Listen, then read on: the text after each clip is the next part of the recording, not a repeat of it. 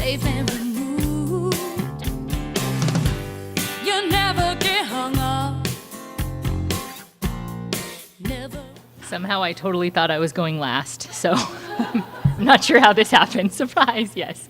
Okay. That's the bad thing about being a colleague and friend. Right, exactly. Is that good? Give it a try. Okay. Sorry. All right.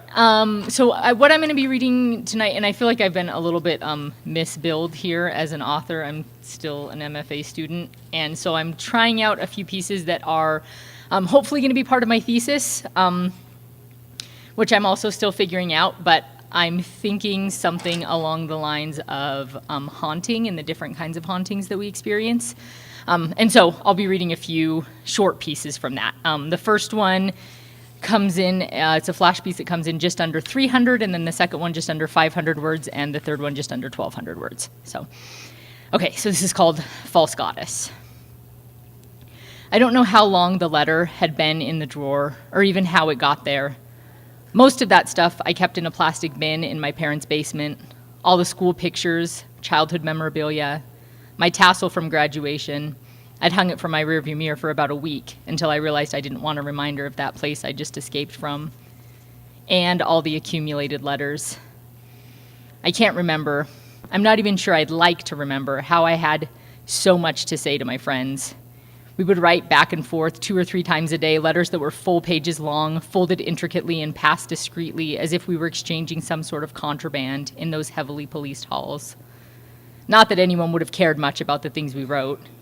Most of it was critiques of teachers, rants about homework, and inside jokes I stand further and further outside of as the years pass. But this one rogue letter, it was a masterfully wrought bombshell. Even looking at it echoed the explosion I'd felt when I first read it 8 years ago. Things are getting too intense at home. Everybody thinks we're weird. And then, finally, the crossed wires that detonated the whole thing. It was never really like that for me. The memorized lines sounded in my brain before I even had the paper unfolded. These were the parts I'd agonized and wept over, that I'd committed to memory without meaning to. These were the words that had chased me into haunted sleep the last half of my junior year, that, if I were being honest with myself, haunted me still, the way her face haunted me then. The Aphrodite, Cleopatra, Helen of my dreams. I never did find a way to humanize her, bring her down to my level of mortality and fallibility. I kept her on this marble pedestal, and the problem with pedestals is when a thing falls off of them, something always gets broken.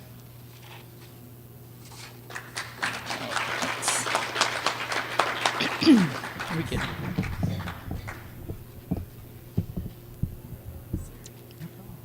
Thanks. Okay, so this one is called Prayer Flag.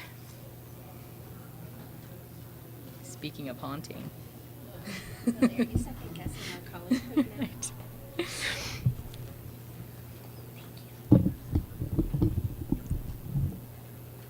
This is why they put me first. Experiment with all the equipment. Okay.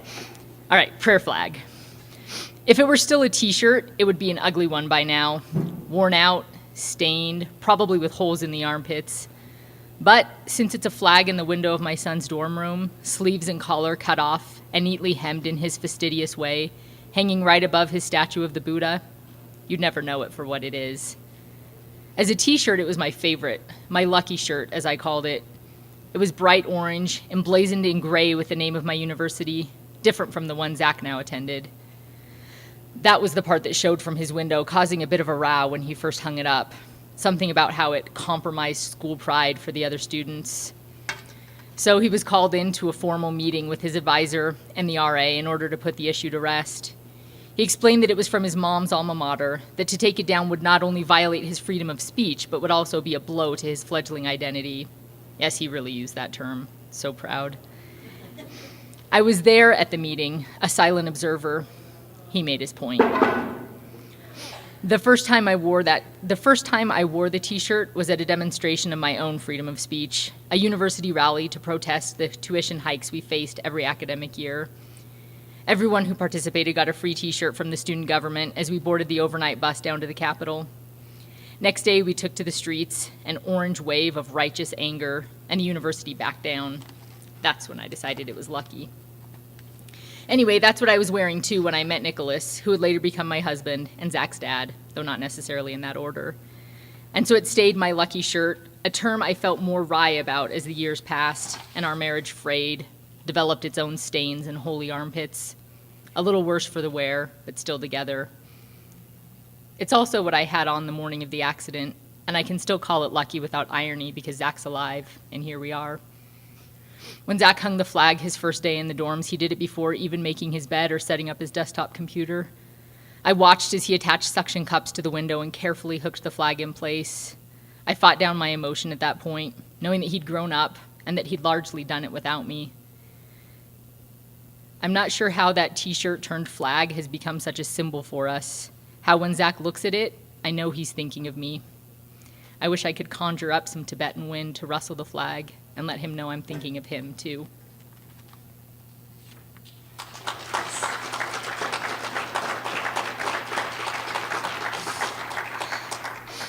Okay, and this is a brand new piece, experimentally called Exit 69.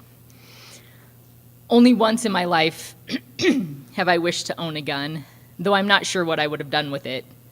Pushed it into the meaty resistance of the guy's belly, waved it around in the silent innuendo of threat, leveled it at him through the lowered window and said, "No, sir, can I help you?"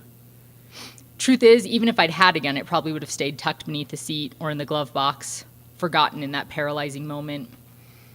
And besides, there are things that bullets can't stop happening. Anyways, there I am, pulled off the freeway at exit 69, no gun, and a huge old tow truck has just pulled up into the patch of asphalt I'm occupying. I have GPS up on my phone, calculating the time left on this drive from California to the eastern edge of Texas. It's too early, with too many hours and states ahead of me to be doing this kind of calculation, but the monotony of sand and sagebrush out both windows has me jonesing for some real scenery. So this truck pulls up and parks perpendicular to my car, teeing me in. At first, I'm only confused, half expecting an apologetic wave and a quick reversal, as if the driver simply hadn't seen me here.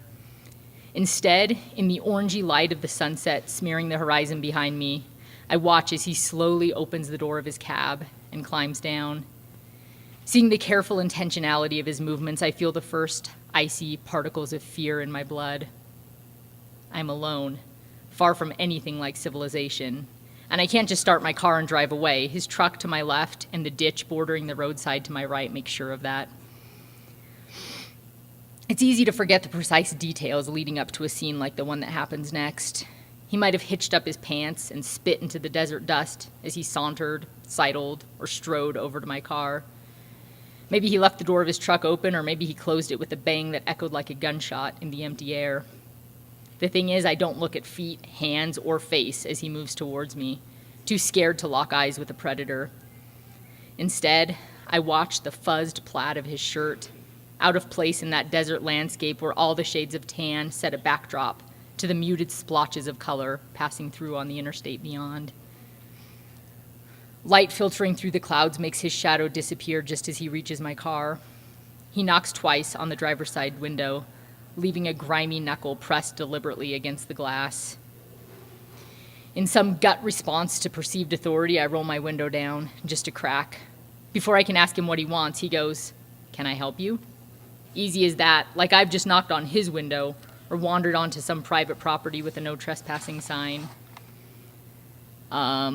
No? My uncertainty about the whole situation turns my response into a question, and his next question into a command. What are you doing here?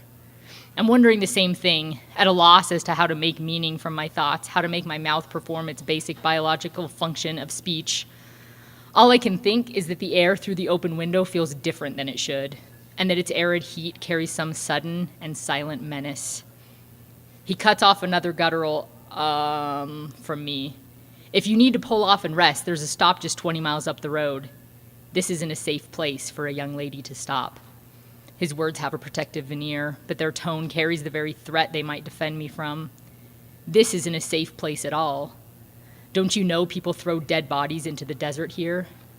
Don't you know? He's leaning in close now, and I can't help but look at his face. It's filling my whole window.